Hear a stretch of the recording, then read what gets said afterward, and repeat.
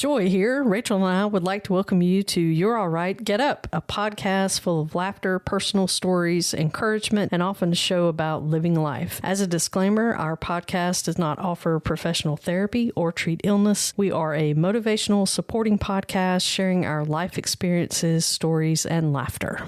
Did you meet my Aunt Edith? Did you ever meet her? I don't think so. Oh my goodness, she was just amazing. She passed away a couple of years ago, actually. Sorry.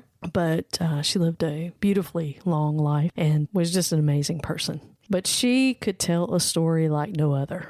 I wish that she was here actually right now to be able to tell this, because it's kind of a short story, but she was so good at just telling these amazing, funny stories and just sharing things about family or friends, and just super lighthearted, super fun, never a dull moment. So like you. Well, that was awfully kind of you. Now, is this your mom's sister or your dad? My dad's. Okay. Yeah, my dad's sister. So there were actually 4 siblings. Okay. My dad, my Aunt Edith, my Aunt Rachel, my Uncle Gerald. I like that, Rachel. Yeah, right. So Uncle Gerald is the only one here. The rest of them have passed on, but talk about some fantastic storytellers. That whole side of the family is just amazing, and I can attest that they were very creative. They could draw, they could write. Oh, wow. They were just really talented in a lot of ways. I want to tell this short little stint about a little story that she would share often. And I won't give out all the names because honestly, I can't remember them all. She could That's a good reason. She could rattle them off like you wouldn't believe. But what I'm going to do is I'm going to basically say that it was a group of about 4 of the youngsters of the family who would get together, play jokes, pranks, just have the best time. We all love to do that, right? I mean, probably we don't do it as often as we would like to do it because we should really, but so many people probably are a little more sensitive about it today. Would probably get really upset about it. This is not the story, but for example, I know these youngsters that I'm talking about. They were probably preteen. I was going to ask how old they were. Yeah, probably, I would say 14, 15 years age. old. Yeah. And you know how that is, right? You know, you're kind of wanting to play jokes and tease everybody and just have a good time. Very lighthearted. There was a neighbor lived right across the street. And these youngsters got together one night and said, hey, why don't we go over there and why don't we take the furniture off of her front porch and why don't we put it on ours and move ours over there? That's a good one. And so they did. They went over and can you imagine going up and just creeping up without disturbing anybody and taking the furniture and actually taking it out across the road. That's good. Now, at the time, it was a dirt road. This is in the time frame of a very small community, and it was before these roads were paved, you know. Oh, wow. So this was probably back in the maybe 30s. Wow. Okay. So this is a story from that time frame to give you some perspective. Brought the little furniture that she had on her porch and brought it over to their house, and then took some of the furniture from theirs and took it over to hers. And then made the effort to go out there and hide first thing that morning when they knew she would come out with her coffee. That is some dedication. Right? Because it would be over in the morning time for me. I'd be like, I'm sleeping late. Right. And then, you didn't have things to record stuff like this. This is for pure on-demand entertainment and pure on-demand enjoyment. So get it. They're out hiding behind the trees. These trees right on the very front. You had a beautiful little white house with little open porch where you can kind of see, when somebody'd walk out on the porch. So her and her husband lived here at the time, in this little white house. Kids out there waiting. They're waiting for them to come out with their coffee. And so all of a sudden the door opens up. Door opens, and here comes the man. He comes walking out of the house, and he kind of looks around. He's got his coffee cup in his hand. And of course, they're behind the trees, just kind of, what are they going to do? Kind of snickering, And he's looking around left to right, and he sits down with his coffee cup. And here she comes just a couple of minutes later. She comes out, opens the door. She's got her coffee cup in her hand. The screen door shuts behind her. She looks around, left to right, looks at him. And she looks over at him and she says, hey, she said, how do you like our new front porch furniture? And they both just sat down and started drinking their coffee. And the kids were just like, oh my gosh. So disappointing. Yeah, they were kind of disappointed. So it was so funny. They just sat there the rest of the time, drank their coffee. Eventually, they go in. The kids go back across the street. Later that afternoon, she shows up over at their house, and the kids can hear, like, when she comes by, comes to the door. She's like, hey, she's like, how are y'all? She's like, just let us know when y'all want to get your furniture back. What Can did you they say? imagine? What did they say when she said that? Oh, they were like, What are you talking about? what? What? Really? And of course, then there was some conversation about, yeah, we've got your furniture. And she's like, oh, she's like, okay. So she like walks out to the front porch. Yeah, all right. And she's like, kids. No, was your Aunt Edith part of this group that exchanged the furniture? She was part of it. I feel like she was. Yeah, she was. And they were mischievous. All of them were a little mischievous, for sure. So yeah, it was a lot of fun. And so there was this particular instance, a same group of youngsters. They had a scarecrow in their garden, and they spent time on these things back then. When you think about it, people nowadays, you rarely probably see a scarecrow because people don't have very large crops in some areas, and they have better ways of keeping birds and things away than probably putting out a bunch of scarecrows. All I can think of is the kayak commercial. Have you seen that? I haven't. Where she's in the barn and she's got overalls and a plaid shirt and she's stuffing her shirt and her overalls with hay. And she's like, seen that. You just got to do it yourself. You just got to do it yourself. Like after you see her in that scene putting hay in her shirt and stuff, you see her walking out towards like a cornfield and like, you just got to do it yourself. And she jumps on the stand where a scarecrow would be. And she starts hollering when the crows are like, yeah, exactly.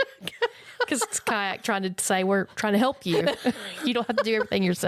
It's so funny. That's awesome. I love that commercial. Yeah. When she's screaming, I'm like, I had to turn it down, but that's funny. I'll have to look that up. That is funny. So these youngsters, they decide, it's a little later in the afternoon, and they decide that they want to try to play a trick on the local guy that tends to have a little too much to drink. Oh, good. The Otis. The Otis of the community. If you watch Andy Griffith, you know who that is. That's exactly right. So they knew this particular man would be coming by because he usually would. This was a particular habit to where he would walk through at a certain time of day. He would go to the local watering can, have his drink, and then he would walk back on that same stretch to go home. So the thing is, back then, people would, they would carry things around. It was kind of quite different than it is now, where they would carry things around like certain knives or maybe like a hatchet or something like along the way if they had to have something like that. Oh, you don't mean like cutlery? Like where I'm thinking of a fork. I'm and talking spoon about and a knife. Like if something scares me, I'm defending myself. with a knife. Right. Okay. Because, people back then used all kinds of tools and all kinds of things to protect themselves and or cut. You need things mostly from animals and Right. things like that they would have to take care of themselves. So anyway, this man was known to carry a hatchet with him. Now, the kids decide, hey, we know that he's going to be coming by here at a certain time. So what we're going to do is we're going to go and we're going to get the scarecrow and we're going to bring it. And we're going to have to do this so that they don't see us grab it. We'll go get it. And it's going to be getting about dusky dark when we put it out by the road. And then what we need you to do, so-and-so, is we need you to run inside and we need to get a cigarette, okay? From mom and dad's little stash and bring it out here. Okay, all right. So they all had their like little task they needed to do. Sure enough, they go get the scarecrow. They bring it out by the road and they tack it in, get it all tacked in good. And then they know that he's going to be walking by fairly soon. So then they grab the cigarette and they stick the cigarette in the mouth of the scarecrow. And one of the guys lights a match. He lights the cigarette. And so you got this little bit of smoke going up from that scarecrow. So run, go get in the hedges, So they get in the hedges and they're just waiting for him to come by. So they're totally expecting him to come by and just be like, Okay. That's odd. Well, that's weird. And to just trick him out to think that somebody's there and won't talk to him, and he'll just go on his way, right? Here he comes. He comes walking, kind of wandering down the road. Here he comes. Here he comes. Here he comes. He comes wandering down the road. It's almost kind of dusky dark, and that cigarette is lit. And it'll glow a little bit, a little bright, because the wind, the wind will kind of pick it up just a little bit, kind of glows just a little bit. Then the smoke's going up. Looks like somebody might be standing there, And so here he comes. He sees that scarecrow, doesn't know it's a scarecrow, and he says, "Good evening, sir." Doesn't say a word, right? Scarecrow doesn't say a word. That cigarette just still going, smoke going up. "Good evening, sir." It's still going. Scarecrow doesn't say a word, right? And finally, he just gets a little miffed. And he's like, "Good evening, sir." So formal. Nothing. He gets nothing, right? Nothing is happening. And so the kids are just over there just a snickering. And all of a sudden he whips out that broad axe, that little axe, and he takes the backside of it, not the front side. Okay. That's all, he takes the backside of it and he takes it and he just whops the side of that scarecrow. And of course, as soon as he does that, the kids are like, "Oh my gosh, what did he just do?" So he just... And then he just keeps walking. So the kids are just, they are just like, "Oh my gosh, can't believe that." But at the same time, they're giggling like crazy because he was just so mad that this scarecrow was not saying good evening back. I've passed people in the hallway and I'm like, "Hello." And they don't say anything. And I'm like, or they have like a frowny face. And I'm like, "Okay, don't say anything," or something like that. But I've never been like, I'm going to take, of course I don't have a hatchet.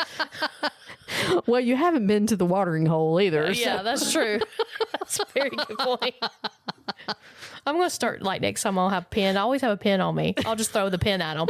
I said, "Hello, sir." Just give me a smile. Yeah, I'm not asking you to be my partner for life. Just a courtesy. Right. Courtesy greeting. Right, exactly. That is kind of a thing, right? You walk by and you kind of expect, hey, just, give me something. Right. Give me a smile. Give me a wink. Yeah. But there's certain people... like when you get ready to pass them, like they immediately divert their eyes to the ground. Like, okay, they're telling me they don't want to interact whatsoever. Yeah. Like it's going to put them all out to just say, "Hello, how are you?" Right. Like, I can't do that. That's what kind of makes me sad about how times have changed. And some things are good.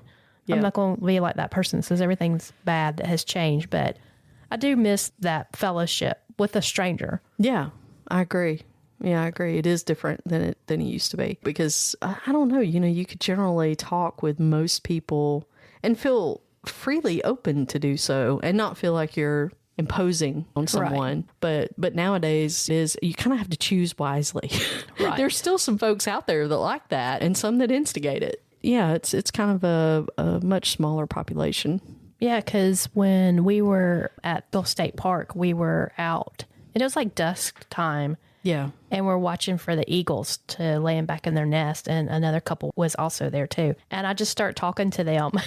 And then I'm like, because this is Gulf Shores. Mm-hmm. And I've been so many times. And I'm always looking for a great restaurant. Yeah. And restaurants tend to change. And so anyway, they were like, we're going to go eat. We're going to have to leave soon. We're waiting for the eagles to land back. And then they were like, I think we're going to miss them because we're meeting people, have a time that we need to be there. And then I'm like, well, where are y'all going? And then I realized what it sounded like. And I said, "Oh, I'm sorry. I'm not creeping you out, am I? I'm not trying to, stalk you. I'm just trying to find different places to eat." Right. Because we have a tendency to go to the same ones. And the ones that we're visiting, some of them are great. And then most of them are okay, though. Mm-hmm. And I promise I'm not going to show up in the restaurant.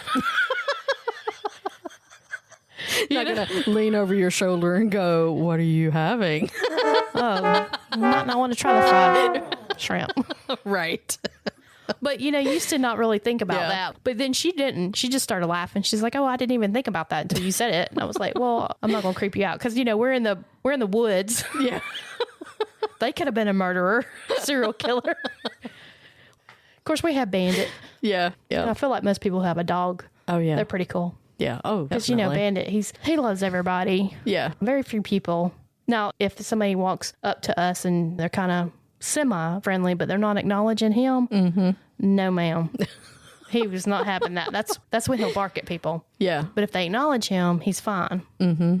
I think it throws him off. He's like, I don't understand what's wrong with this person. They do see me, right? I am great. Hello. It's me, Bandit. I'm the king. Right. I rule these humans. Exactly. You won't believe what they do. They pick up my mess when I have a deposit in the grass. They pick it up. I've seen it. I've seen it. They put it in a nice bag and everything and carry it. Yeah, exactly. Sometimes for a very long distance so they can find a pet bin to dump it. So you will acknowledge me. Right. You will bow down to my cuteness. Anyway. Exactly. Yeah. He is adorable. Oh, thank you. Boss. All our dogs are cute, though. Yeah. He's so sweet. Or Smokey's like, don't touch me. I'm going to sniff you when you turn around. But otherwise, I'm going to just leave, like, going to get behind my mom and dad. Right. What are you doing? Why are you trying to pet me? Get off me. Yeah. And see, that's like Zoe and Shiloh to a T. Zoe's the one that's like, hey, you know, I'm friends with everybody and you need to pay attention to me. And then Shiloh's the one that's behind us going, oh, that yeah, looks I think I'll suspicious. stand over here. I want to look from a distance. I'll look at you. You don't look at me. Right. It's on my terms. Oh, but anyway. Today's episode is brought to you by Endeavor Promotions out of Birmingham, Alabama. If you would like to reach out to them, you can do that at endeavorpromotions.com. All right, so while we're talking about old time, and the funny thing is I don't know about you, but I tend to be kind of like, I think about my parents or somebody saying, oh my gosh, I'm starting to think like my mom and my dad, because I'm going back in time and I'm thinking about these things that happened 30, 40 years ago. And so I'm finding that I'm doing that some. So I'm reminiscing a little bit about some of the stories and some of the things I've heard, or trying to remember them and then keep them in my brain. Because you know what happens? I mean, you got to make room for that stuff, right? So some of the stuff comes out and then you got new stuff going in and you're like, okay, I can't keep all that in one file. Just won't fit. So You got to override something. right, exactly. I think about my aunt yet again. Is this Edith again? This is Aunt Edith. And this is a little bit of a short type of a story, but it was always super cute, and I always thought it was really funny about the way that things used to be when we would actually go to church. As we all know, some of that's kind of changed over the years. It looks different, and it is different because people tend to gather in different ways now than they used to back then. Some folks of a certain age probably wouldn't even remember or even know about when I say some of these words, and you're going to look at me and go, yeah, oh yeah, I know some of them, and some of them you might be like, okay, I don't know. But some of them like homecoming, Yes. what that means. Some things like going to a little white church, like a white building church. Let's make sure we put Not that segregation. in. Let me say that again. To gather in a white building of a church, not like a huge warehouse style building or something like that. But With a steeple? Yeah, with a steeple. And then they have like pews in it, which you don't see much of those anymore, The to be wooden honest. that kind of creak when you sit down. Exactly. And then you have the windows raised because there's no air conditioning. Oh, I'm out. All right. So, I mean, seriously, because I do remember going with my grandparents and actually going with my parents a few times when I was much, much younger, probably 5, 6, 7 years old, where we would go to some of these smaller country churches, and they would actually have an outhouse to where they didn't have a bathroom inside the building. So if I had to go, I had to get an adult to go with me to the outhouse. Yeah, so that's the way it was. Now, I'm telling you all of this because it's very important for what I'm about to say. My grandmother and my aunt went to one of these little white churches, and it was a summer day. It was hot. The windows were raised. I do believe she said it may have been a homecoming. So that was one of those things to where you would go to the service in the morning. You would go out at lunchtime. Everybody would gather at the tables outside generally. You didn't have like a fellowship hall. You had a huge concrete long I was about to say, table. weren't they permanent concrete? Yeah, that was like a slab? permanent. Yeah, exactly. Now, And- homecoming is just like everybody who's ever been to the church or been a member. Right. Or families of that person. Like a who reunion goes- for that church. Exactly. Okay. Yeah. And so everybody would come and they'd bring their families, their friends, and they would have food. A lot of casseroles. A lot of casseroles. A lot of fried chicken. A lot of potato salad. Banana pudding. That was one of the things my dad. Banana pudding. Yeah, Daddy, he scoped that out every time we went to one of those. He's like, "Where's the banana pudding?" I need that right now. Like, I need to know where that is. Oh, that would be so good right now. Right? And they knew how to cook. Goodness gracious. I mean, some of those folks, I just, I want to know what their recipes are. Give me hungry. But I mean, the food, needless to say, the food was just amazing. And it was super, super long generally. Like when you think about the amount of people that might come and everybody would bring something, there was a lot of food there. So folks would come out, they would make their, plates. People would stand around, sit around. They had just areas, it was almost like a big picnic outside. It was fun. Right? Very fun. And the kids would run around and play tag, do whatever. And then probably, I don't know, they'd have their lunch and maybe a couple of hours later, hour and a half later, everybody goes inside and then they have kind of an afternoon singing. So they would have people, special guest, or then they would have hymnal singings and things like that. With all that said, it's hot. The windows are raised. You got a little bit of a breeze probably, but it's pretty toasty. And when you think about going out in your nice dressy clothes, Sunday best, in your Sunday best, and you're out doing all these little extra tasks and you're cleaning up and you're putting away food and handling your kids and chasing them down, and then you get back inside, it's pretty toasty, and then you're having to use one of those little hand fans to keep yourself cool. So you're getting up and down when the preacher or somebody says, "Okay, everybody stand. Now we're going to sing this song, blah, blah, blah, blah, blah," and so forth. So my grandmother and my aunt are sitting in a pew. This is Aunt Edith. And this is Aunt Edith. How old is she? She was probably, if I remember right, probably in her 40s. Oh, okay. So she's not a kid. Yeah, she's not a kid. She's probably about in her maybe late 30s, early 40s, But you're here. I think. There's a story with you in it? This does not have me in Oh, it. okay. Okay. I thought you were a kid at This this was actually at a time frame when they just went to this event, to this homecoming. The point of reference of me was actually just saying that I had experienced some of the white buildings with the windows raised, because I got to go to a couple of those, and yes, they were very hot, and you had to watch out for the wasps flying around in there too. Oh my goodness. Just because insects, could fly in. I mean, anytime. They didn't have screens on those windows. I mean, they had them wide open. Oh wow. Yeah, so it was a very different experience. So going back to my grandmother, my aunt, sitting in the pew, and just imagine all these people in this place. It's packed out, because that's how those things were. And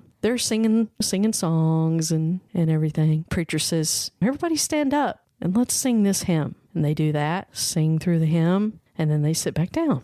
The people that were sitting in front, right in the front pew, right in front of my grandmother and my aunt, they were friends of theirs. So they had a few family members, a few friends kind of around them. And so the person who's playing the piano and all, they say, "Okay, we're going to do one more song." Everybody stand up, because that's what you did too. You'd stand up and then you'd sit down. Stand up and sit down. So everybody stands up. And when they do, the lady in front of my grandmother, she stands up and she's wearing a dress. And the backside of her dress gets caught in her backside. Oh, no. To where it is nice and creased in her backside. And So you can see the outline. Maybe not so much the outline, but you could see the crease was up sort of in her crease. So it looks like her butt is eating the dress. Exactly. So at this point, when they stand up and this occurs, my grandmother just about can't contain herself. She's about to laugh right in the middle of service where they're singing, and my aunt looks over at her and she's like, what? My grandmother's just pointing. She's just like, and when my aunt finally sees this, she's about to lose it. She's like, oh my goodness. So now again, it is hot. Yeah. When you sweat a lot, Things get sticky. Things get sticky. You're hungry. And things, if you're not careful, certain things will show. You know, men, that would happen when they wouldn't wear undershirts. Because, I mean, when you think about it, that's what happens. You get hot or something like that. It's just the way it goes. So they just can't contain themselves. They just don't know what to do. They're like, we can't keep doing this. We can't be giggling right in the middle of the song. No. So my grandmother just kind of looks over at my aunt. She reaches down and she just takes the edge of her friend's dress and she gives it a yank. And as soon as she gives it a yank, you know, it comes out and her friend jerks around and looks at her and my grandmother just smiles and her friend just goes right back to singing her song. Oh my goodness. And it was the funniest thing. She laughed and laughed about that. And then, of course, her friend, she didn't even really say anything. She just kept going like, Gotta be like, what's up with you touching me? She just turned around to see who it was.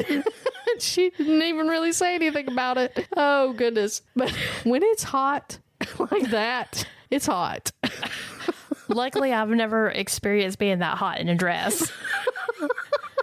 Because most of the time now, right, it's air conditioned. I'm usually cold. And we don't wear things, I mean, you know, quite like we used to then. Now we all wear dresses, but the dresses are different. They're and trying to explain to a young person, like, I need a slip. Exactly. Wearing and hose. A pantyhose. Pantyhose was the devil. They're like, pantyhose, what is that? And even slips. I mean, who wears those anymore? Well, we used to wear them all the time. So, yeah. Make sure your skirt's not quite see-through. Yeah, exactly. Oh, goodness. So, yeah, it's a lot different than it was back then. Those are examples of things that we've improved upon. No pantyhose and no slips. Yeah. Well, the slips I didn't really mind, unless you're hot, but I was always cold. Oh, and the best thing when you can wear sneakers with your dress, that's just cool. That's a new thing now. Oh, is it? Yeah. I'll be honest, since COVID, I haven't really gotten dressed up for anything. Yeah. I think it's pretty cool, actually. I mean, that's fun. Like it. I loved it when the boots were in style. And that still is, I believe, yeah. I love that with the little skirt and you got your boots. Mm-hmm, mm-hmm. Again, I haven't done either one of those in like 3 years now. I don't know if I'd fit in them. Yeah, no heels. I used to wear heels all the time. But no, I mean, dresses are fine, but... I unfortunately went to a funeral and I wore heels. Mm-hmm. And I was like, what is up? That's so hard, too. Like, if you're walking in dirt or outside, like in the grass. Well, how many times my heel has gotten caught? I hate when you're sinking in the grass. Yes, right. I was walking from the car through the parking lot at this location, and it was like asphalt, but it was kind of like we're gonna add some rocks in with it, so it was real uneven. And I was like, please don't let me roll my ankle and break it, and then have to tell everybody I broke my ankle because I was wearing high heels. Right. Not even like hooker high heels, just normal little high heels. But it had been a few years, and when I'm working at home, my friends give me a hard time. I don't wear shoes. I mean, I just put on socks and that's it. And then when I get ready to exercise the dogs throughout the day, I'll put on shoes then, but it's 15 minutes or 20 minutes real quick. So pretty much when I'm working, I'm not wearing any shoes. And I got tickled because my friend's like, yep, I shower, I get ready, put on my shoes, and then I walk in my office. Because I was having blisters a lot. Oh, wow. And my husband's like, well, if you'd wear shoes every now and then, you'd probably get your feet back acclimated. Right. So I'm a little nervous about this upcoming trip. Yeah. Because I have new hiking shoes I would like to wear, but I have not worn them any. Oh, boy. So this will be the first time. You know, you find the truest friend who can rescue you when your dress gets out of whack. And you don't even know it. Right? And you don't even know it. You're like, what just happened? I feel free. Something feels different, but good. It feels very good. You know, friends like that just can't be beat. They're once in a lifetime. Hold on to the good ones, folks. Hold on to the good ones. You got sprint friends, you got marathon friends, but the ones that come out for you when things get bad, I'm telling you, hang on to those tightly. They're going to be the ones that will help you out when things go wrong. Oh, seriously. Friends are just a treasure.